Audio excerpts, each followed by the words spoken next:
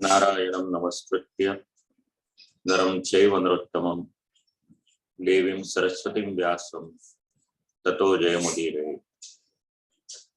निगमकल्पतरोर्गलितं फलं शुकमुखादमृतद्रवसंयुतं पिबत भागवतं रसमालयं मुहुरहो रसिका भुवि भावुका। बुद्धिप्रेरक कृष्णस्य पादपद्मं प्रसीदतु ज्ञानात् समर्थ जीवानाम् अस्माकं सर्वदा श्रुता। श्रीमद् भागवत प्रसंग सत्र क्रमांक 261 31 ડિસેમ્બર 2021। પ્રભુના યુગલ શ્રી ચરણોમાં સદૈન્ય દંડવત પ્રણામ કરી સ્વર્ગવાસી શ્રી લાલજીભાઈ મશોની પુણ્યતિથિ નિમિત્તે જે આ ત્રિદિવસીય આયોજન છે એમાં લેસ્ટર યુકે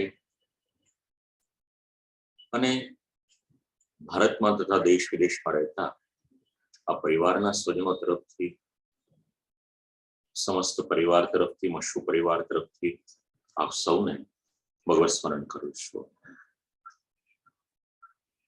પ્રભુના યુગલ શ્રી ચરણોમાં સદૈન્ય દંડવત પ્રણામ કરી આરંભ કરીએ આપણે 9મો સ્કંદનો 4થો અધ્યાય એનો બીજો વિભાગ 21મા શ્લોકથી આરંભ કરીશું આપણે।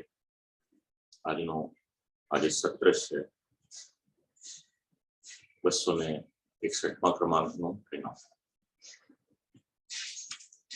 एवं सदा कर्म कलापमात्मना परेद यज्ञे भगवत्यदोक्षजे सर्वात्म भावं विदधन् महीमिमां तन्निष्ठ विप्रा विहितस्य शासः। राजा अम्बरीश जे पण कार्य करता हता, कर्म करता हता, ए बधुं ज कर्म प्रभुना श्रीचरणों समर्पित करी देता। सिद्धांत आपने आज समझावे छे।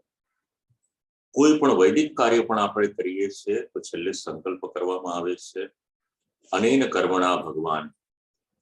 पछी आपणे पुष्टिमां होईए तो श्री गोपीजन वल्लभ प्रियताम नमः आम कहीने प्रभुना श्री चरणमां ए कर्मने आपणे समर्पित करी दईए छीए। क्रिया करीए छे एनुं परिणाम शुं आवे आ श्लोक आपणे समजावे छे। 21मो राजा अम्बरीश पण બધું જ ભગવદર્પણ કરી દેશે। કરેલું કર્મ એનું પરિણામ એમને આવ્યું સર્વાત્મ ભાવમ। સર્વાત્મ ભાવ એમને સિદ્ધ થઈ ગયો ભગવાનમાં। પુષ્ટિમાં પણ આ જ સિદ્ધાંત છે। સર્વદા સર્વભાવેન ભજનીયો વ્રજાધિપા। અમરીશ રાજાને સર્વાત્મ ભાવ સિદ્ધ થઈ ગયો અને જે એક કક્ષા ઉપર પહોંચી ગયા, ઉચ્ચ ભાવ સિદ્ધ થયો છે। સાથે સાથે રાજ્યનો કારભાર પણ ભૂલ્યા નથી। વિપ્રાભીતા એટલે જે પ્રમાણે ભગવદ ભક્ત બ્રાહ્મણો છે, તન્નિષ્ઠ બ્રાહ્મણો છે, ભગવાનમાં નિષ્ઠાવાળા બ્રાહ્મણો છે, એ બ્રાહ્મણો જે પ્રમાણે માર્ગદર્શન આપે એટલે રાજ્ય કારભાર કરવામાં જ્યાં જ્યાં એમની સલાહની આવશ્યકતા હોય એ લઈ અને શશાસહ રાજ્ય કારભાર ચલાવે છે, રાજ્ય કરે છે। રાજ્ય કરવા છતાં પણ અમરીશ રાજાની ઉપર પ્રભુની કૃપા થઈ છે। સર્વાત્મ ભાવ સિદ્ધ થયો છે। હૃદયનો સર્વ ભાવ ભગવાનમાં, એનું નામ સર્વાત્મ ભાવ। રાજા પરીક્ષિત પણ જ્યારે રાજ્ય કરતા હતા ત્યારે બ્રાહ્મણોના માર્ગદર્શન અનુસાર કરતા હતા। પ્રથમ સ્કંદનો 16મો અધ્યાયનું પ્રમાણ આપે છે। ઈજે શ્વમેધે હવે અશ્વમેધ યજ્ઞ કરવાની શરૂઆત કરી છે। અશ્વમેધ યજ્ઞ કર્યો ભગવાનની પ્રસન્નતાને માટે। યજ્ઞમ ઈશ્વરમ અને સાથે સાથે ભગવાનની વિભૂતિઓની પ્રસન્નતા પણ એમાં રહેલી છે. દશમ સ્કંદમાં એ સિદ્ધાંત આપણે વિચાર કર્યો હતો. સંપત્તિનો ઘણો સદવે અશ્વમેધ યજ્ઞમાં કરવામાં આવે છે. અનેક ગણી દક્ષિણાઓ જે પ્રમાણે મરુત રાજાના યજ્ઞમાં આપણે વિચાર કર્યો હતો. તો અહીંયા આગળ વશિષ્ઠ આસિત ગૌતમ આદિ વશિષ્ઠ ગૌતમ અસિત વગેરે ઋષિમુનિઓ છે પધાર્યા છે. ત્યાં આગળ યજ્ઞ સંપન્ન કરાવ્યો છે અને એ યજ્ઞ દ્વારા પ્રભુને પ્રસન્ન કર્યા છે. સરસ્વતીજીનો પ્રવાહ જ્યાં આગળ હતો હવે તો લુપ્ત થયા છે કલિયુગમાં, પણ એ સમય વિરાજમાન હતા. ભૂતલ પર પ્રભાવ થઈ રહ્યો હતો. યજ્ઞ પણ સામાન્ય યજ્ઞ ન હતો. યસ્ય ક્રતુષ ગિરવાણી સદસ્ય ઋત્વિજોજના. યજ્ઞનો તો આપણે ઘણો વિસ્તાર શ્રવણ કર્યો છે. સાર જણાવવાનો, ઋત્વિજ અને સદસ્યો ત્યાં આગળ જે પધાર્યા હતા સાક્ષાત દેવતાઓ પધાર્યા હોય એવા દેખાતા હતા. અલૌકિક રૂપ હતું. તુલ્ય રૂપાશ્ચા નિમિષા, પરિચય આપી દીધો. તુલ્ય રૂપ એટલે સાક્ષાત દેવતાઓ જેવું રૂપ આ સભાસદોનું અને ઋત્વિજોનું હતું. અનિમિષા 9મા સ્કંદમાં જ આગળ ચરિત્ર આવશે ત્યારે આ શબ્દ સમજાશે બરાબર. આંખમાં પલકારો નથી. નિમિ રાજા નામનાનું આખું નિમિ રાજાનું જે ચરિત્ર છે એમાં વાત સમજાશે. સભાસદો અને ઋત્વિજને કોઈ પ્રકારનો આંખમાં પલકારો નથી. સુવાસસા, સુંદર મજાના અલંકાર આભૂષણ વસ્ત્ર ધારણ કર્યા છે. સ્વર્ગની ઈચ્છા તો હતી નહીં રાજાને કોઈ પણ પ્રમાણે, કારણ કે ત્યાં આગળ તો ભોગ હતા. એમનું મન તો ભગવાનના ચરિત્ર શ્રવણ કરવામાં હતું. જો સ્વર્ગમાં જઈને ભગવાનના ચરિત્ર શ્રવણ કરવા ન મળે તો એને શું કરવાના? શૃણ્વદ્ભિરુપગાયદ્ભિરુત્તમ શ્લોક ચેષ્ટિતમ. એમને અલૌકિક લાભ મેળવવાની ઈચ્છા હતી. હૃદયમાં પ્રભુને પધરાવી પ્રભુના દર્શન કરે. સંવર્ધયંતિ યત્કામાઃ સ્વરાજ્ય પરિભાવિતાઃ દુર્લભાનાપી સિદ્ધાનામ મુકુંદમ હૃદિ પશ્યતાઃ. પોતાના હૃદયમાં પ્રભુના દર્શન કરે છે. અને જેના હૃદયમાં પ્રભુ બિરાજમાન હોય છે બસ એને પછી બીજા કોઈ પણ પ્રકારની ઈચ્છા, લોભ, લાલસા આ બધું હોતું નથી. સ્વર્ગનો વૈભવ મળે એની પણ કોઈ ઈચ્છા નથી. યાદ રાખવા જેવા શબ્દો છે. મુકુંદમ હૃદિ પશ્યતા. હૃદયમાં ને હૃદયમાં પ્રભુના દર્શન કરે છે. ભગવદ ભક્તો કેવા હોય એ સિદ્ધાંત સમજાવે છે આ શ્લોકો. સ્વર્ગના ભોગથી પણ લલચાય નહીં તો પૃથ્વીની સંપત્તિ એનાથી તો ક્યાંથી લલચાઈ શકે? આ ભગવદ ભક્તનો પરિચય આ અધ્યાયના છેલ્લા શ્લોકો એમાં પણ પરિચય મળશે. સાક્ષાત ભગવાન આપશે પરિચય. ભગવાનને મેળવવાના અલગ અલગ માર્ગ, કોઈ જ્ઞાન માર્ગ ઉપર હોય, કર્મ માર્ગ ઉપર હોય, કોઈ ભક્તિ માર્ગ ઉપર હોય. અમરીશ રાજા ભક્ત છે. શબ્દ પ્રયોગ કર્યો સ ઇત્થમ ભક્તિ યોગે તપોયુક્તેન પાર્થિવા. ભક્તિ અને તપ આ બંનેનો સમન્વય કરી અને પ્રભુની પ્રસન્નતા માટે પ્રયત્ન કરી રહ્યા છે. જેમ જેમ આગળ વધી રહ્યા છે એમ એમ મનુષ્યનો એક બેઝિક નેચર હોય વિષયાસક્તિનો, સંસારાસક્તિનો. ધીરે ધીરે બધી આસક્તિઓ છૂટવા લાગી છે. કારણ કે મનુષ્ય જન્મની સાર્થકતા શેમાં છે? Human life is meant for spiritual advancement. ભગવત પ્રાપ્તિ કરીએ ત્યારે આપણા જન્મની સાર્થકતા થાય. બસ રાજા એવા જ હતા. આસક્તિઓ એને છોડી દીધી છે. શેમાંથી આસક્તિ છોડવાની 27મો શ્લોક સમજાવે છે. હવે ગદ્ય મંત્ર જેમને કંઠસ્થ હોય અથવા તેનો ભાવાર્થ જેમને ખ્યાલ હોય આ શ્લોકની સાથે સાથે એનું અનુસંધાન લઈ શકાશે. કેટલાક શ્લોકો એવા છે શ્રીમદ ભાગવતના જે આપણે ગદ્ય મંત્રની સાથે વિચાર કરી શકીએ એવા છે. એમાંનો એક શ્લોક આ છે. ગૃહેશુ દારેશુ સુતેશુ બંધુષુ. ગૃહેશુ એટલે ઘર, દારેશુ એટલે પત્ની, સુતેશુ એટલે સંતાન, પુત્ર પુત્રી જે હોય તે સુત એટલે આમ તો પુત્ર થાય પણ સંતતિ લો, બંધુશુ પોતાના ભાઈઓ વગેરે, અને સાથે સાથે દ્વીપોત્તમસ્યંદનવાજ વસ્તુશુ, દ્વીપોત્તમ ઉત્તમ પ્રકારના દ્વીપ, દ્વીપનો એક અર્થ થાય છે હાથી,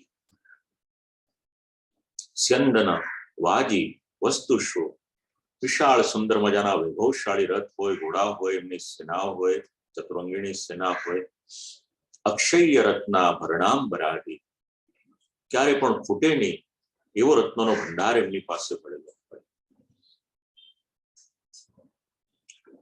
અને એવી જ રીતના ઉત્તમ પ્રકારના રત્ન, આભૂષણ, ખજાનો વગેરે જે હોય, ઉત્તમ વસ્ત્ર વગેરે હોય, પણ રાજા વિચાર કરે બધું મળ્યું ખરું મને, પણ મારે એમાં અસત્ય નથી થવું. એમાં સત્યતા રાજાને દેખાતી ન હતી, અને એ સત્યતા દેખાતી ન હતી માટે એનાથી અલિપ્ત થઈને પોતાનું જીવન જીવતા. એટલે મટીરિયલ લાઈફ જે હોય એમાં એમની આસક્તિ ન હતી. એનાથી આગળ ભગવાને અનુગ્રહ કર્યો હતો, ભગવદ ભક્ત હતા, સુદર્શન ચક્ર એમની રક્ષાને માટે આપ્યો હતો. ખૂબ મહત્વનો ભાગ ભજવે છે આ અધ્યાયમાં સુદર્શન ચક્ર, અને પછીના અધ્યાયમાં સુદર્શન ચક્રની સ્તુતિ પણ આવે છે. નાથ દ્વારામાં પણ મંદિરની ઉપરના ભાગમાં સુદર્શન ચક્ર બિરાજમાન છે, પ્રભુના શ્રીહસ્તમાં પણ સુદર્શન ચક્ર બિરાજમાન છે. ભાગવતમાં ભગવાને કૃપા કરીને સુદર્શન ચક્ર અમરીશ રાજાનું રક્ષણ કરે એના માટે ત્યાં આગળ મોકલ્યું હતું. તસ્મા અદાદ હરિશ્ચક્રમ પ્રત્યનીક ભયાવહમ એકાંત ભક્તિ ભાવેન પ્રીતો ભક્તાવિરક્ષણમ. કેવું હતું? ભયાવહમ, જે શત્રુ હોય એને ભય થાય એવું આ સુદર્શન ચક્ર છે. પ્રભુના અંતરંગ ભક્ત હતા, ભગવદ ભક્તિ કરતા હતા, ભગવાનમાં ચિત્ત લાગેલું રહે એકાંત ભક્તિ યોગેન, અને એટલા માટે ભક્તાવિરક્ષણમ, ભક્તિથી પ્રસન્ન થયા હતા પ્રભુ, રક્ષણ કરવાને માટે આપ્યું હતું. શ્રી મહાપ્રભુજી ભાગવતાર્થ પ્રકરણમાં સિદ્ધાંત સમજાવે છે, ચિંતન આપે છે. સુદર્શન ચક્ર શેને માટે આપ્યું? તો આ દેવરૂપ થયેલ અમરીશ હતા, ભગવાનની સમાન હતા, આપણે સાંભળ્યું હતું. અને ભગવાન શ્રી કૃષ્ણ અક્ષર બ્રહ્મથી ઉત્તમ છે, અને તે જ અક્ષરના વીર્યનો પરાભવ કરી શકે છે. બ્રાહ્મણના શાપનો પ્રસંગ આવશે આગળ, એને ખોટો પાડી શકે છે, બીજું કોઈ તે કરી ના શકે. અને અમરીશે કાલરૂપ ભગવાનનું વ્રત કરી અને સેવન કર્યું હતું. એનાથી પર ઈશ્વર રૂપનું સેવન કર્યું ન હતું. અતો વ્રતેન સેવાર્થમ તથા ચક્રે હરિપરાહ, અને એટલા માટે ભગવાને એના એ વ્રતને કારણે કાલરૂપ સુદર્શન ચક્ર આપ્યું હતું, રક્ષણ કરવાને માટે. શાસ્ત્રોમાં અલગ અલગ સ્થાનોમાં, અલગ અલગ ચરિત્રોમાં એના આપણને પ્રમાણો મળે છે. મહાભારતમાં એક પર્વ છે, 18 પર્વમાંનું એક પર્વ સૌપ્તિક પર્વ, અને એમાં અશ્વત્થામા, જ્યારે યુદ્ધનો વિરામ થઈ જાય છે પછીની વાત છે. અશ્વત્થામા ભગવાન શ્રી કૃષ્ણની પાસે સુદર્શન ચક્ર માંગવા માટે આવે છે. ખૂબ સુંદર વિશ્લેષણ એમાં કરવામાં આવ્યું છે અધ્યાયમાં. ભગવાન જે જવાબ આપે છે, બ્રહ્માસ્ત્ર હોય કે સુદર્શન ચક્ર હોય, એને ધારણ કરવાને માટે પણ એક યોગ્યતા, એક પાત્રતા જોઈએ, દરેકની પાસે નથી રહેતા.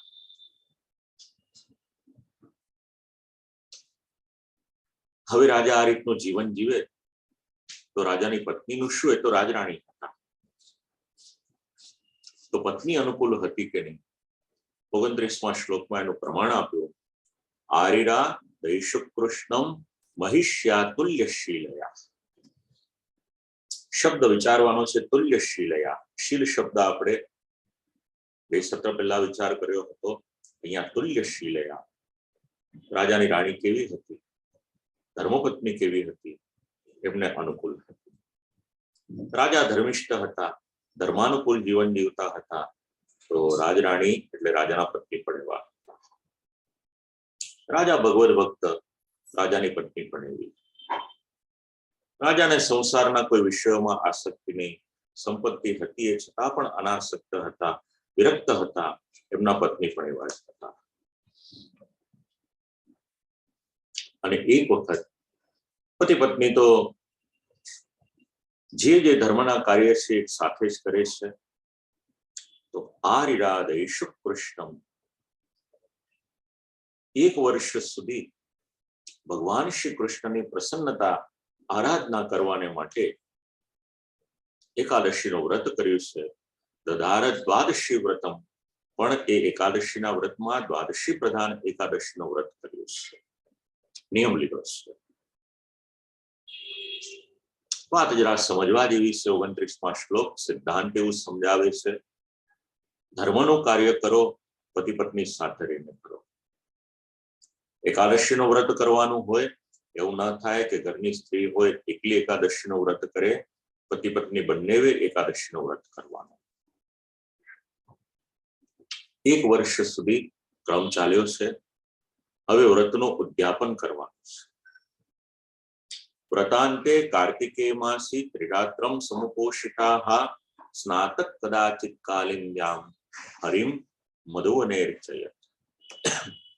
કાર્તક માસ આવ્યો છે. ત્રિરાત્રમ સમુપોષિતાઃ, 3 દિવસ રાતના ઉપવાસ કર્યા છે. મધુવનની ભૂમિ છે. શ્રી યમુનાજીમાં સ્નાન કર્યું છે. હવે વ્રજયાત્રાના પ્રસંગમાં આપણે આ મધુવન ઇત્યાદિના પ્રસંગ પણ શ્રવણ કર્યા છે. હવે મધુવનમાં ભગવાન શ્રી કૃષ્ણની અર્ચયત એટલે ભગવાન શ્રી કૃષ્ણની અર્ચના પૂજા કરી રહ્યા છે. ભગવદ ભક્ત તો છે, પણ અહીંયા આગળ મર્યાદા ભક્ત છે. વિધિપૂર્વક ભગવદ પૂજન કરી રહ્યા છે. મહાભિષેક વિધિના સર્વોપસ્કર સંપદા, જેટલા જેટલા એમાં આવશ્યકતા હોય એ પ્રમાણે પદાર્થો લીધા છે, પૂજન સામગ્રી લીધી છે. અને એ પ્રમાણે સુંદર મજાના ગંધ, ધૂપ, દીપ ઇત્યાદિ જોઈએ. ષોડશોપચાર પૂજન હોય એ પ્રમાણે પૂજન કરે છે. એની પહેલા પ્રભુની પર જલનો અભિષેક કરવાનો હોય, અભિષેક કરે છે. સુંદર સુકોમલ વસ્ત્ર લઈ પ્રભુને પરિશ્રમ ન થાય એ પ્રમાણે અંગવસ્ત્ર પણ કરે છે, સેવા પણ કરે છે. અને પછી ગંધ એટલે ચંદન, તિલક, કુમકુમ અથવા ચંદનના તિલક કરે, માલાજી ધારણ કરાવે, ધૂપ, દીપ, નૈવેદ્ય ઇત્યાદિ ધરવામાં આવે. આમ પૂજનનો જે વિધિના શાસ્ત્રીય ક્રમ છે એ પ્રમાણે પૂજન કર્યા છે. તદ્ગતાંતર ભાવેન પૂજયામાસ કેશવમ, પણ પોતાની જાતે નહીં, બ્રાહ્મણોનું માર્ગદર્શન પણ લીધું છે. બ્રાહ્મણોશ્ય મહાભાગાન, યોગ્ય બ્રાહ્મણો હતા, ભાગ્યશાળી બ્રાહ્મણો હતા, એમનું માર્ગદર્શન લીધું છે. શાસ્ત્રના અભ્યાસુ બ્રાહ્મણોનું માર્ગદર્શન લીધું છે. સિદ્ધાર્થાન વિભક્તિતા, માર્ગદર્શન પ્રમાણે પણ કર્યું, ભગવાનનું પણ પૂજન કર્યું અને સાથે સાથે પધારેલા બ્રાહ્મણોનું પણ પૂજન કર્યું છે. ભક્તિતા, કેવળ કરવા પૂરતું નહીં, શ્રદ્ધા રાખીને, આસ્થાપૂર્વક, ભક્તિપૂર્વક. પાછું એમનું પૂજન કરીને ખાલી હાથે જવા નથી દીધા, એમનો સત્કાર કર્યો છે. બ્રાહ્મણોને ભોજન કરાવ્યું છે, બ્રહ્મ ભોજન અને સાથે સાથે સત્કાર. તો સત્કારમાં શું આપ્યું એમને? દાન શું આપ્યું? ગવામ રૂક્મ વિષાણીનામ રૂપ્યાંગ્રીણામ સુવાસસામ પયશીલવયો રૂપ વત્સો પસ્કર સંપદામ. ગોદાન કર્યું છે. ગોદાનને માટે આપણે અલગ અલગ સત્રોમાં વિચાર્યું છે. ખાસ કરીને દશમસ્કંદના 5મા અધ્યાયમાં સાર કહી દઉં કેવળ. સુંદર મજાના સોનાના શિંગડા હતા, એટલે શિંગડા મળેલા હતા સોના વડે. ગાયના ચરણની ખુરી હોય ત્યાં આગળ રજત એટલે ચાંદીની ખુરી બનાવડાવેલી, સુંદર મજાના વસ્ત્રો ઓઢાડ્યા. ગાય દુબળી પાતળી ના હતી, હૃષ્ટપુષ્ટ હતી. ગાય દૂધ આપે એવી હતી અને સવત્સા ગાયનું દાન કરવું પડે એટલે વાછરડા વાળી ગાયો હતી. ગાયની સંખ્યા આપણા માનવામાં ના આવી શકે એટલી સંખ્યામાં લખી છે. અર્બુદાની ષટ, અર્બુદ કરોડોની સંખ્યામાં ગાયોનું દાન કર્યું છે. આપણે માની ન શકીએ એટલા કરોડની સંખ્યા લખી છે. બ્રાહ્મણોને ગાયો આપી છે અને ગાયોની સાથે સાથે સ્વાદન્નમ ગુણવત્તમમ ભોજયિત્વા દ્વિજાનતે, ઉત્તમમાં ઉત્તમ પદાર્થો ભોજનને માટે સિદ્ધ કરાવ્યા છે. નૈવેદ્ય વગેરે તો ધર્યું હોય, પછી બ્રાહ્મણોને ભોજન પણ ઉત્તમમાં ઉત્તમ રસવાળા અન્ન વડે બ્રાહ્મણોને તૃપ્ત કર્યા છે. આ શ્લોકમાં, બે શ્લોકોમાં ગૌદાનનો પણ ઉલ્લેખ છે. વૃષદ્રએ પણ ગૌ સેવા કરી હતી. એ વૃષદ્ર એમના ભાઈ નભગ અને નભગના પૌત્ર અને નાભાગના પુત્ર, એનું નામ અંબરીશ, તેઓ પણ ગૌદાન કરી રહ્યા છે. તૃપ્ત કર્યા છે બધાને. અને અચાનક ત્યાં આગળ દુર્વાસા મુનિ પધારે છે. અતિથિ રૂપે એમનું આગમન થાય છે.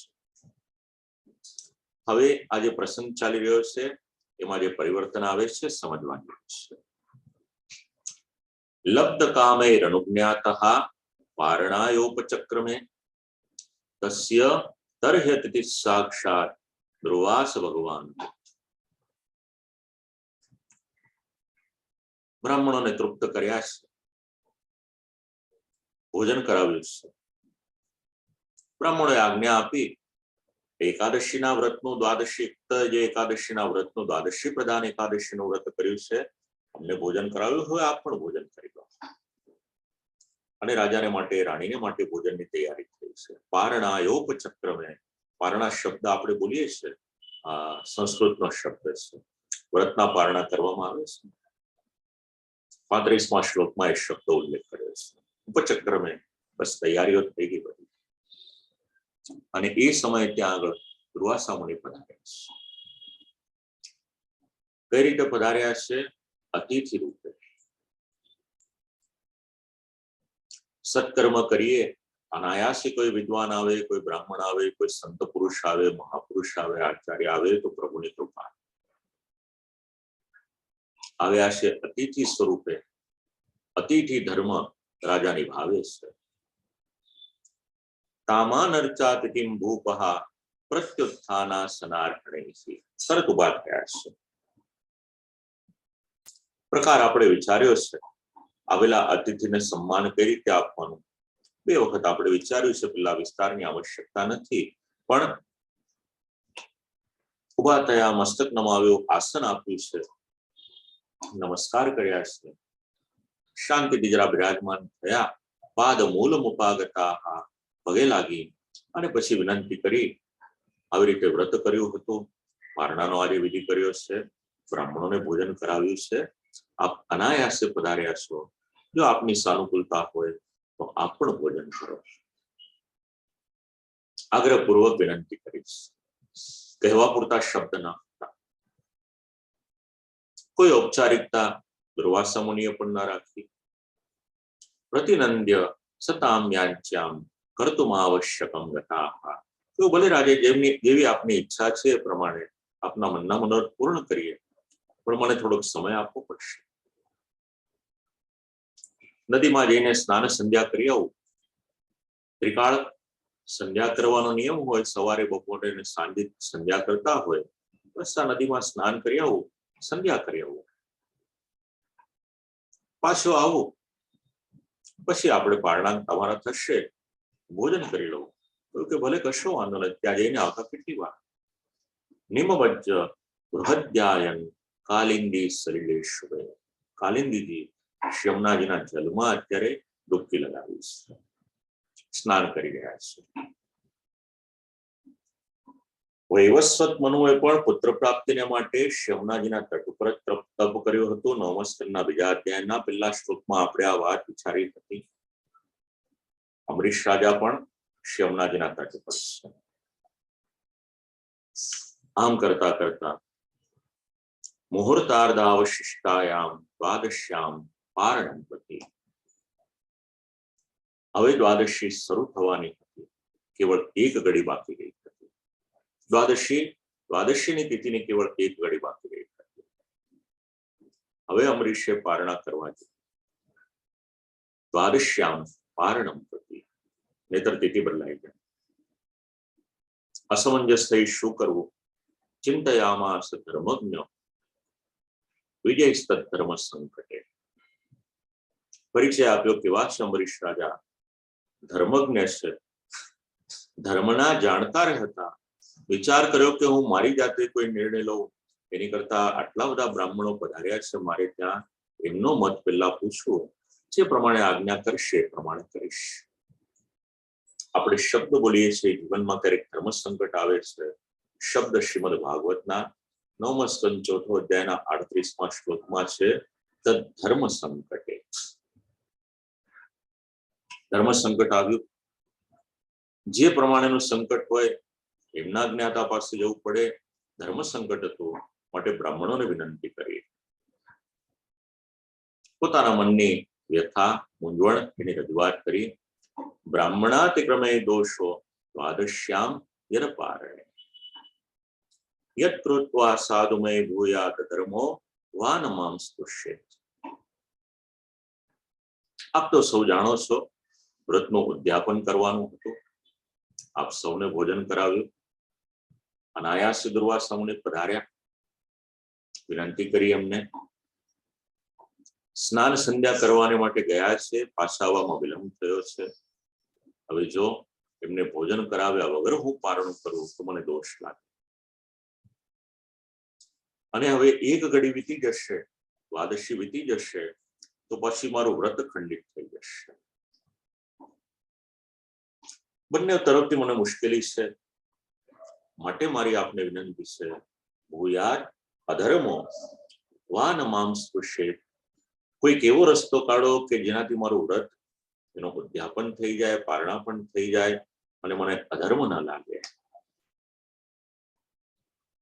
જે મારો નિયમ છે બ્રહ્મ ભોજન કરાવવાનું, એ પણ વ્રત સચવાયેલું રહે.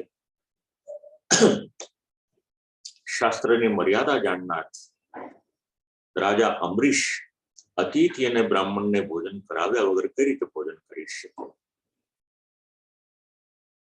ચર્ચા વિચારણા કરી રાજાએ વિનંતી કરી, અંબસા કેવલેનાથ કરીષ્યે વ્રત પારણમ આહુરભ્યક્ષણમ વિપ્રા પ્રશિતમ નાશિતમ ચ તત. ધર્મજ્ઞ છે. ધર્મમાં દરેક બાબતના કોઈક ને કોઈક પર્યાય લગભગ આપેલા હોય છે. વિચાર કર્યો કે શું કરવું? તો અંબસા કેવલેનાથ, અંબસા જલ, કેવળ જલ માત્ર તેઓ પારણું કરી લો તો ચાલે કે ના ચાલે? હવે પ્રશ્ન પૂછ્યો. કારણ કે જલનું આચમન કરી લઈશ તો ભક્ષણ કર્યું એટલે ખાધું એ પણ થઈ જશે, અને એકાદશીના પારણા કર્યા એમ પણ કહેવાય જશે.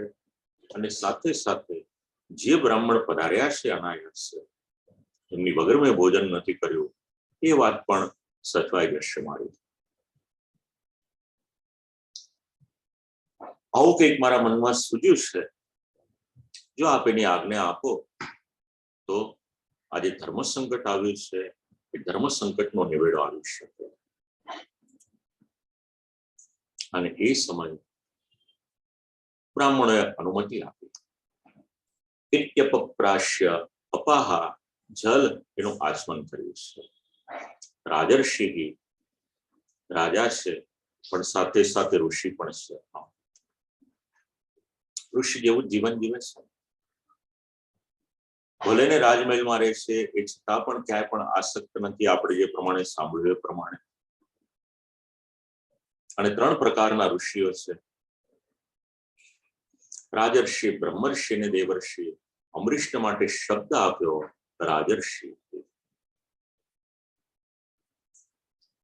રાજા એ પ્રમાણે ચિંતયન મનસાચ્યુતમ, મનમાં ને મનમાં પ્રભુનું ચિંતન કર્યું છે, સ્મરણ કર્યું છે. પ્રત્યચષ્ટ પુરુષ શ્રેષ્ઠ, અને જલનું આચમન કર્યું છે. હવે પાછા પ્રતીક્ષા કરે છે. બીજા ગમનમેવ સાહા, પ્રતીક્ષા કરે છે દુર્વાસા મુનિ.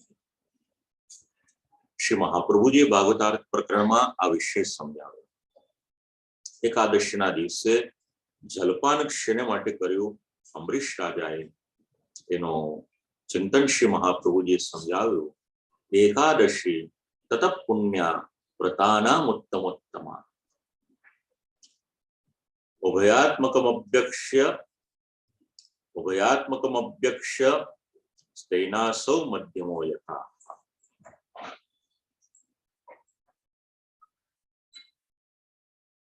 હવે એકાદશીને દિવસે ખોરાક ન લેવો,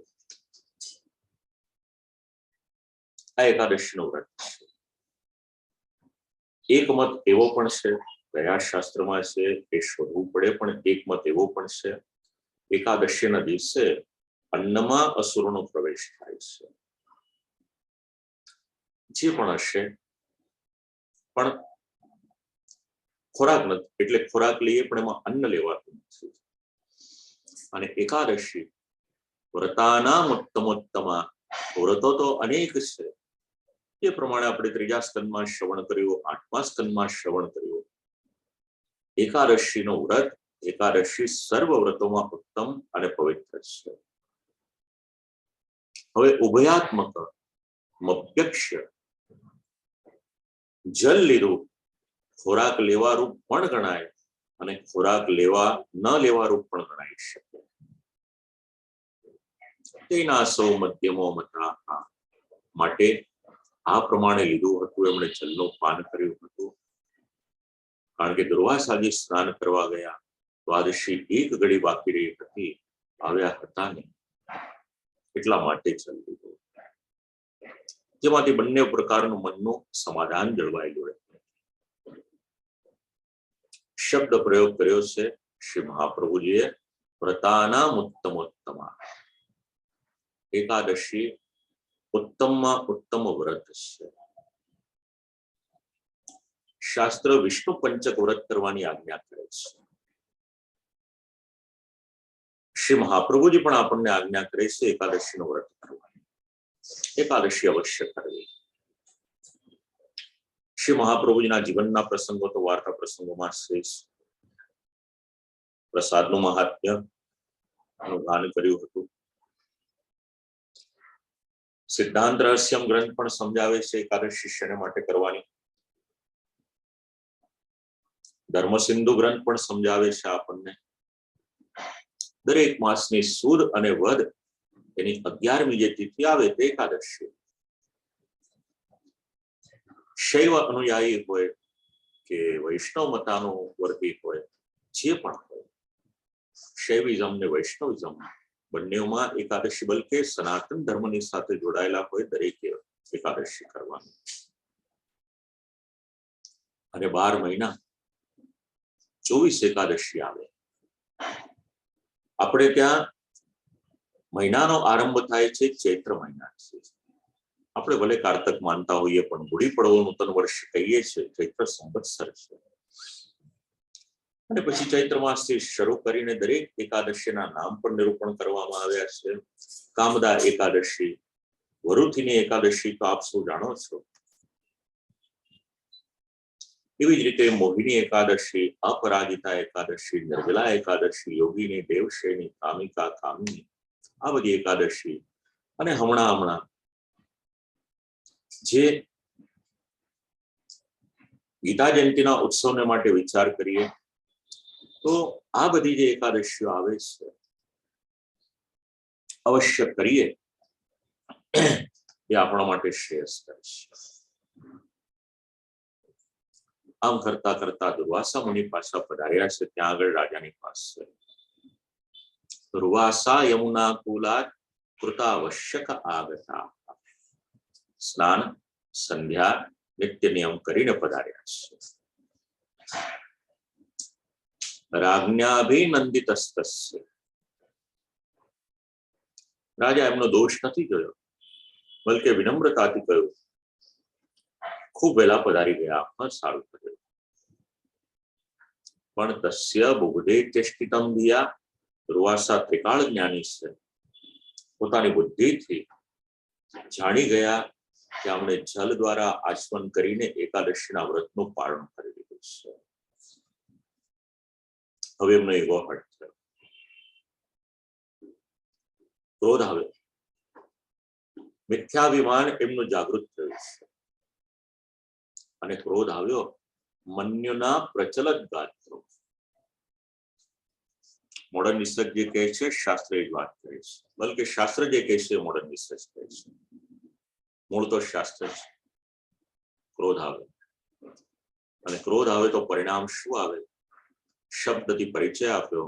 પ્રચલત ગાત્રો, એમના શરીરમાં કંપન થવા લાગ્યું. ભ્રુકુટી કુટિલાનના, જે આંખની ઉપર ભ્રમર હોય એને ચડાવી છે. અને એમાં પણ બુભુક્ષિતશ્ચ, શબ્દ જરા વિચારવા જેવો છે. કેવા હતા દુર્વાસા? એમને પણ ભૂખ તો લાગી હતી. પહેલા સ્કંદના 15મા અધ્યાયમાં જયારે દુર્વાસા પાંડવોને ત્યાં પધારે છે, ત્યારે પણ આવું જ થાય છે. ત્યારે ભગવાન પધારે છે પાંડવોનું રક્ષણ કરવાની માટે. અહીંયા આગળ ભગવાનનું સુદર્શન ચક્ર અમરીશનું રક્ષણ કરશે. ત્યારે પણ ભૂખ્યા હતા, અત્યારે પણ બુભુક્ષિતશ્ચ, ભૂખ્યા હતા. અને ભૂખ્યા હતા, ભૂખ્યા પેટે પાછો ક્રોધ પણ વધી ગયો. સામાન્ય નિયમ છે, સમજી શકાય એ વાત છે. અને એટલા માટે કૃતાંજલિમાં ભાષત, અંજલિમાં જલ લીધું છે, બોલવાની શરૂઆત કરી છે. શેના માટે જલ લીધું છે? શાપ આપવાને માટે. હવે બોલવાની શરૂઆત કરી છે. અહો અસ્ય નૃશંસસ્ય શ્રિયોન્મત્તસ્ય પશ્યત. આજુબાજુ જે ઉભા હોય જાણે એમને સંબોધન કરીને કહેતા હોય કે અમરીશ શ્રિયોન્મત્તસ્ય, અગાધ લક્ષ્મી છે, માટે આ લક્ષ્મીનું એને અભિમાન થયું છે. હા, નૃશંસસ્ય, ક્રૂરતા આવી છે એનામાં. જે અમરીશમાં કલ્પનામાં પણ ન હતું, સ્વપ્નમાં પણ ન હતું, એવો આક્ષેપ આવ્યો. ધર્મ વ્યતિક્રમમ વિષ્ણો અવક્તસ્યેષ માનિના. ક્રૂરતા આવી છે. પોતે પોતાની જાતને બહુ મોટો ભક્ત સમજે છે, પણ વાસ્તવિકતામાં એ ભક્ત નથી. અને એટલા જ માટે ધર્મ વ્યતિક્રમમ, ધર્મનો લોપ કર્યો છે. કઈ રીતે લોપ કર્યો? હું એમને ત્યાં આવ્યો અનાયાસે, યો મામતિથિ માયાત માતિથ્યેન નિમંત્રેશ. મને એમણે નિમંત્રણ આપ્યું કે મારે ત્યાં ભોજન કરો. એક તો હું અતિથિ, બીજો હું બ્રાહ્મણ ઋષિ, મને ભોજન કરાવવું એનો ધર્મ. એ છતાં પણ પોતાનો ધર્મ ભૂલી અને ધર્મનો આ રીતે ઉલ્લંઘન કર્યું છે. અદત્વા મુક્તવાંસ્તસ્ય, મને કહીને એને ભોજન નથી આપ્યું. એટલું જ નહીં, આક્ષેપ પાછો લગાવ્યો. ભુક્તવાંસ્તસ્ય, પોતે ખાઈ લીધું. આનું પરિણામ એને ભોગવવું પડશે. સદ્યસ્તે દર્શે ફલમ.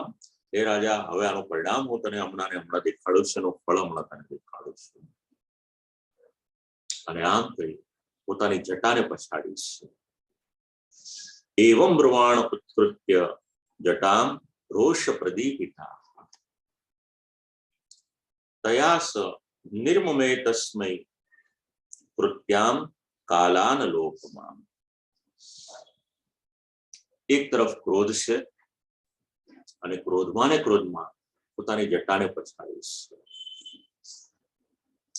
યાદ કરજો ચોથો સ્કંદ સતી ચરિત્ર. સતી ચરિત્રમાં પણ આપણને આવો જ પ્રસંગ મળે છે. જ્યારે સતીના દેહ ત્યાગના સમાચાર શ્રી મહાદેવજીને મળે છે ત્યારે શ્રી મહાદેવજી પણ પોતાની જટા પછાડે છે અને એમાંથી વીરભદ્ર ઉત્પન્ન થાય છે. અહીંયા જટા પછાડી એમાંથી એક કૃત્યા ઉત્પન્ન થઈ છે. કૃત્યાનો અર્થ થાય છે કોઈની પર ઘાત કરે, કોઈને મારે, મારવાને માટેનું સામર્થ્ય જેનામાં છે એવી એક શક્તિ છે આ કૃત્યા.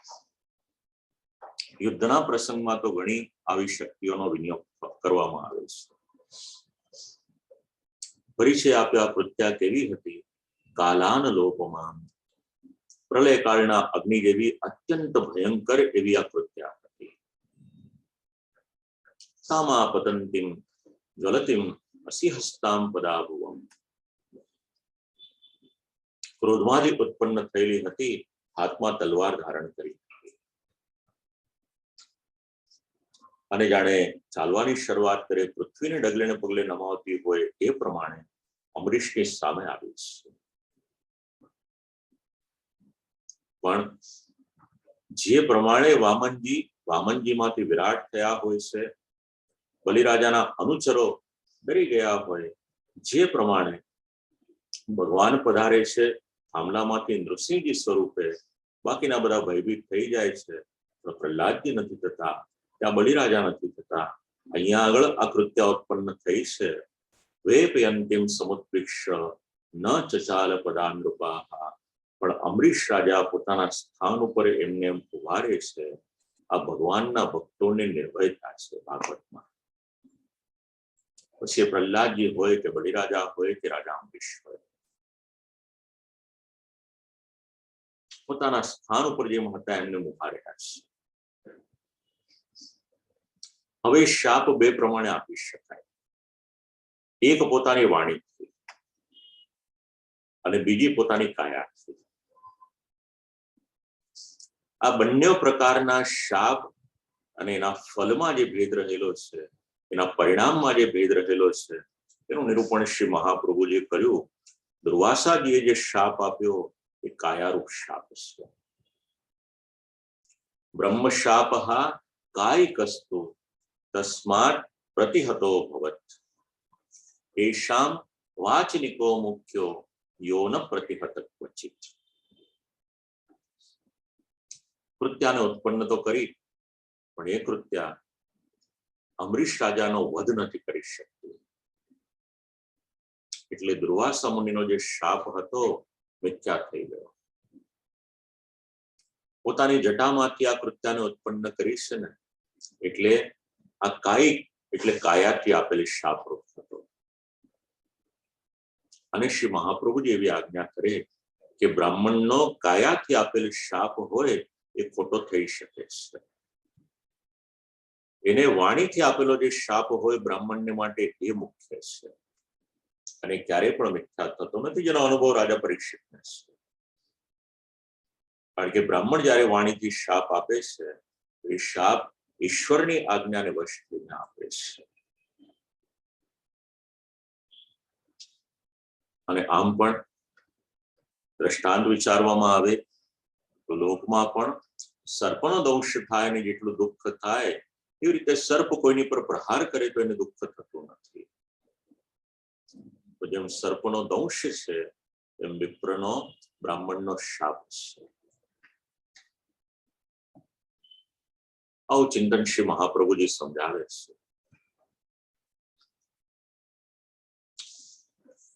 અને જેવી આ કૃત્ય આવી છે, ભગવાને રક્ષણ કરવાને માટે જે સુદર્શન આપ્યું હતું એ સુદર્શન ત્યાં આગળ અત્યારે પોતાનો પ્રભાવ દર્શાવે છે.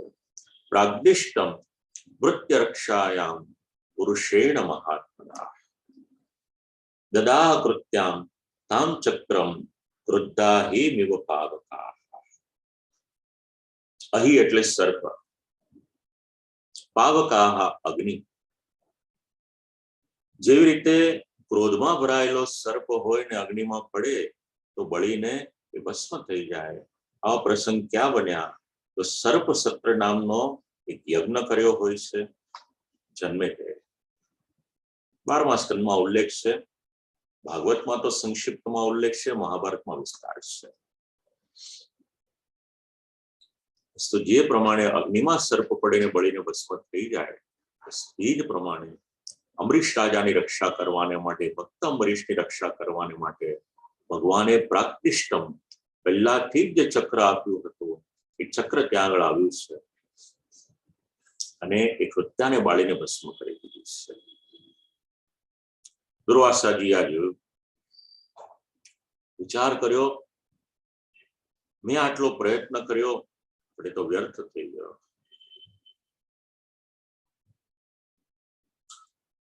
સ્વપ્રયાસમ ચ નિષ્ફલમ. ભગવદ ભક્તની ઉપર આ રીતના પ્રયત્ન કર્યો હતો, સફળ ના થયા. હવે આટલાથી વાત પતતી નથી. સુદર્શન ચક્ર હવે દુર્વાસા મુનિની પાછળ આવ્યું છે. દુર્વાસ ધ્રુવે ભીતો દિક્ષુ પ્રાણ પરિસયા. હવે પોતાના પ્રાણ બચાવવાને માટે, જીવ બચાવવાને માટે દુર્વાસા મુનિ દોડવાની શરૂઆત કરે છે કે મને કોણ બચાવશે. તમન્વધાવત ભગવદ રથાંગમ દાવાગ્નિરુદ્ધ શિખો યથા. જે પ્રમાણે દાવાગ્નિ પ્રજ્વલિત થયો હોય અને કોઈ સર્પની પાછળ પડે, એ જ પ્રમાણે હવે આ સુદર્શન ચક્ર છે દુર્વાસા મુનિની પાછળ પડ્યું છે. દુર્વાસા મુનિ જ્યાં પણ કોઈ રક્ષણ કરી શકે આમ દોડતા દોડતા ગુહામ વિવિક્ષુ પ્રસસાર મેરો, મેરુ પર્વતની પાસે આવ્યા છે ને ત્યાં આગળ ગુફા હતી. વિચાર કર્યો કે આ ગુફામાં જતો રહું હું, એટલે એ દિશામાં દોડવા લાગ્યા છે. પણ દુર્વાસાજીની દોડવાની ગતિ અને સુદર્શન ચક્રની ગતિ, એમાં સુદર્શનની ગતિ એ વધારે છે. દિશો ન પક્ષમાં વિવરાન સમુદ્રાન. આકાશ પાતાળ જ્યાં જ્યાં પણ જાય છે પાછળ પાછળ આ ચક્ર આવવા લાગ્યું છે. વિચાર કર્યો કે આમ તો મારું રક્ષણ નહીં થઈ શકે, કોઈ દેવની પાસે જવું. કયા દેવની પાસે જવું? તો કે સૌથી મોટા બ્રહ્માજી છે, લવ બ્રહ્માજીની પાસે જવું. અને આમ બી દુર્વાસાજીનો સંબંધ બ્રહ્માજીની સાથે ખરો ને. તો ત્યાં આગળ આવ્યા છે. અલબ્ધનાથ સ સદા કુતશ્ચિત. હવે આવી રીતના ત્રસ્ત થઈ અને બ્રહ્માજીની પાસે આવ્યા છે. વિનંતી કરી, બ્રહ્માજી આપ તો સ્વયંભૂ છો, મારી પાછળ આ ભગવાન શ્રી કૃષ્ણનું, ભગવાન વિષ્ણુનું સુદર્શન ચક્ર એ પડેલું છે. કૃપા કરીને આપ મારું રક્ષણ કરો, એ મારી વિનંતી છે. બ્રહ્માજીએ આજ્ઞા કરી, સ્થાનમ મદીયમ સહ વિશ્વમેતત. જો દુર્વાસા મુનિ, જ્યારે સૃષ્ટિની રચનાનો અંત આવે છે ને, ત્યારે આખું વિશ્વ એ પણ ભગવાનની પ્રકૃતિથી બળી જાય અને પછી મારો બ્રહ્મલોક હોય એમાં પણ એનો સમાવેશ થઈ જાય. એ ભગવાનથી રક્ષણ કરવાનું મારું સામર્થ્ય નથી. જો વિશ્વ ભગવાનની પ્રકૃતિ માત્રથી બળી જાય, બ્રહ્મલોક બળી જાય, તો એ ભગવાનથી હું તમારું રક્ષણ કઈ રીતે કરી શકું? અહમ ભવો દક્ષ પ્રભુ પ્રદાના પ્રજેશ ભૂતેશ સુરેશ મુખ્યા. હું કેવળ મારી વાત નથી કરતો, હા, હું હોઉં કે મહાદેવજી હોય, ભવો દક્ષ વગેરે પ્રજાપતિઓ હોય કે પછી એકાદશ રુદ્ર હોય, બધા જ આ ભગવાનની આજ્ઞા મુજબ અમારું જીવન જીવે છે. સર્વે વયમ યન નિયમમ પ્રપન્ના. એ પ્રભુને અમે સમર્પિત એમના શરણમાં રહીએ છીએ અને અમારું જીવન જીવીએ છીએ. લોકહિતમ વહામહા. અને જે પ્રમાણે ભગવદ આજ્ઞા થઈ હોય એ પ્રમાણે આ સમાજનું આ લોકનું હિત કરીએ છીએ. પાછળ પાછળ સુદર્શનને પાછું આવતું જોયું, વિચાર કર્યો અહીંયા આગળ મારાથી વધારે રોકાઈ નહીં શકાય. લાવો, બ્રહ્માજી રક્ષણ નથી કરી શકતા, મહાદેવજીની પાસે જવું. શિવજીની પાસે આવે છે દુર્વાસા મુનિ. પ્રત્યાખ્યાતો વિરિંચેન વિષ્ણુ ચક્રોપતાપિતા દુર્વાસ શરણમ યાતઃ સર્વમ કૈલાસવાસિનમ. આવે છે કૈલાસમાં બિરાજમાન શ્રી મહાદેવજીની પાસે આવીને વિનંતી કરે છે, મારું રક્ષણ કરો, આપને શરણે આવ્યો છે. શરણમ યાતઃ. જે પ્રમાણે બ્રહ્માજીએ જવાબ આપ્યો હોય છે, શ્રી મહાદેવજી પણ જવાબ આપે છે, વયમ ન તાત પ્રભવામ ભૂમિ યસ્મિન પરેણ્યેપ્ય જીવ કોશઃ. સૌથી મોટા તો વિષ્ણુ ભગવાન છે. બ્રહ્માજી આપને બરાબર કહ્યું, હું અને બ્રહ્માજી બાકીના બધા પણ દેવો છે ને, એમની ઈચ્છાને આધીન છીએ. અને જે પ્રમાણે બ્રહ્માંડોમાં જે પ્રમાણે આજ્ઞા કરી હોય એ પ્રમાણે અમે કાર્ય કરીએ છીએ. વયમ ભ્રમામહ, અમે પરિભ્રમણ પણ કરીએ છીએ. સુદર્શનથી અમે બચાવી નહીં શક્યા આપને. અને અમારી જો વાત ક્યાં કરવી. અહમ શરત્કુમારસ્ય નારદો ભગવાન જાતા કપિલો પાંતરતમો દેવલો ધર્મ આસુરી. ભગવાનની માયાને પાર પામવી એ બહુ મુશ્કેલ છે. આપની પાછળ આ સુદર્શન આવે છે. ભગવાનની માયાને પાર ન પામી શકાય. અહમ એટલે હું પણ ન પાર પામી શકું, સનતકુમારો પણ ન પામી શકે, નારદજી હોય કે બ્રહ્માજી હોય, કપિલ હોય, અલગ અલગ નામ ગણાવ્યા છે. ટૂંકમાં કહેવાનું એટલું જ છે કે ભગવાનની માયાને કોઈ પાર પામી નથી શકતું. પણ હું તમને એક માર્ગ બતાવું. તસ્ય વિશ્વેશ્વરસ્યેદમ શસ્ત્રમ દુર્વિષહમ હિનાઃ તમેવ શરણમ યાતિ હરિસ્તેષમ વિદાસ્યતિ. એક કામ કરો, રક્ષણ કરવું છે ને આપનું પોતાનું. આ સુદર્શન એ તો ભગવાન વિષ્ણુનું છે. જેમનું છે એમની પાસે જાઓ તો તમારું રક્ષણ થઈ શકશે. તમેવ શરણમ યાતિ, ભગવાન વિષ્ણુનું શરણ સ્વીકારી લો. એનું પરિણામ શું આવશે એ પણ કહી દીધું. હરિસ્તેષમ વિદાસ્યતિ, એ ભગવાન જ તમારું મંગલ કરશે. આ શ્રી મહાદેવજીએ સાચી સલાહ આપી છે અને એ સલાહ માની છે. સમય તો હતો નહીં એમની પાસે. સલાહ માનીને તરત જ ભગવાન વિષ્ણુની પાસે આવ્યા છે, વિનંતી કરી છે. વૈકુંઠમાં આગમન થયું છે. તતો નિરાશો દુર્વાસઃ પદમ ભગવતો યયો વૈકુંઠાખ્યમ યદધ્યાસ્તે શ્રીનિવાસ શ્રેયાસઃ. બ્રહ્માજીને મહાદેવજી રક્ષણ ન કર્યું, શરણ ન મળ્યું. ભગવાન વિષ્ણુની પાસે આવ્યા વૈકુંઠ ધામમાં.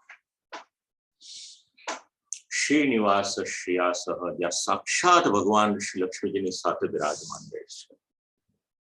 એ વૈકુંઠ નામના લોકમાં આવ્યા છે. સંદહ્યમાનો જીત શસ્ત્ર વન્નિના તત્પાદ મૂલે પતિતસ્સવે પટોપો. ધ્રુજી રહ્યા છે. પેલા ક્રોધથી ધ્રુજતા હતા, હવે ભયથી ધ્રુજી રહ્યા છે.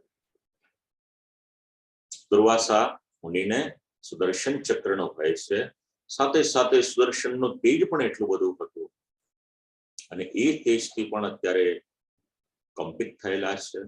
આવીને સીધે સીધા તત્પાદ મૂલે પતિતા, પ્રભુના શ્રી ચરણમાં પડ્યા છે. વિનંતી કરી, આહાચ્યુતાનંત સદીપ્સિત પ્રભો કૃતાગ સમા વહી વિશ્વ ભાવના. એ અપરાધ કર્યો છે આપના ભક્તનો, અપરાધી છો, પણ મારી વિનંતી છે કૃપા કરીને આપ મને બચાવો. અજાનતા તે પરમાનુભાવ. અપરાધ કર્યો મેં આપનો, પણ જાણી જોઈને નથી કર્યો. અજાનતા. આપના સેવકનો અપરાધ કર્યો કૃતમ મયાગમ ભવત પ્રિયાણામ, ભવત પ્રિયાણામ એટલે આપના પ્રિય સેવક અમરીશનો મેં અપરાધ કર્યો છે, છતાં પણ આપને શરણે આવ્યો છું. વિદેહી તસ્યા પતિતિમ વિદાતર મુચ્ચેતયન્ના યદિતે નારકોપી. પ્રભુ, મારા અપરાધની નિવૃત્તિ કોઈ કરી શકશે તો કેવળ આપ જ કરી શકશો એવું મારું દ્રઢપણે માનવું છે. કારણ કોઈ જીવ આપના નામનો ઉચ્ચાર કરે તેને નરક પણ પ્રાપ્ત ન થાય, તો હું તો આપના દર્શન કરીને આપના ચરણે પડીને આપનું શરણ સ્વીકારું છું. અજામિલના ચરિત્રમાં આપણે વિચાર કર્યો હતો. પ્રભુ, કૃપા કરો મારી પર, રક્ષણ કરો મારું, આ વિનંતી કરી છે. હવે ભગવાને દુર્વાસા મુનિનું રક્ષણ કર્યું કે ન કર્યું, આ એક પ્રશ્ન છે. અને આ જે પ્રશ્ન છે એનો ઉત્તર યદિ આપણને જોઈતો હોય તો ઉત્તર આપણને મળે છે ભગવાનના વચનમાંથી. 63મા શ્લોકથી ભગવાન સ્વમુખે ભક્તોના મહાત્મ્યનું જ્ઞાન, મહાત્મ્ય એનું નિરૂપણ કરે છે. સાંભળવા જેવા શ્લોકો છે. 63 થી લઈને 71 સુધીનો જે હવે પ્રસંગ છે એમાં ભગવાનના શ્રીમુખે ભક્તના મહાત્મ્યનું જ્ઞાન છે, ભક્તના મહાત્મ્યનું નિરૂપણ છે. તો આ ભક્તનું જે મહાત્મ્ય છે, નવા વર્ષમાં એટલે 2021નો વિરામ અને 2022નો આરંભ થાય, નવા સત્રમાં આપણે એને શ્રવણ કરીશું. તો આજના આ સત્રના વિરામના સમયે પુનઃ એક વખત મારા ખૂબ જ આત્મીય સ્વજન, મારા પિતૃચરણના સાથે તો ગાઢ સંબંધ હતો જ, સાથે સાથે અમારા સમસ્ત પરિવાર સાથે જેમનો ગાઢ સંબંધ રહ્યો એવા શ્રી લાલજીભાઈ મશરૂની પુણ્યતિથિ નિમિત્તે મશરૂ પરિવાર દ્વારા, જે પરિવાર લેસ્ટર યુકેમાં રહે છે એમના દ્વારા આજે આયોજન થયું. સાથે સાથે ભારતમાં રહેતા પણ એમના પરિવારજનો એ જોડાયા આમાં.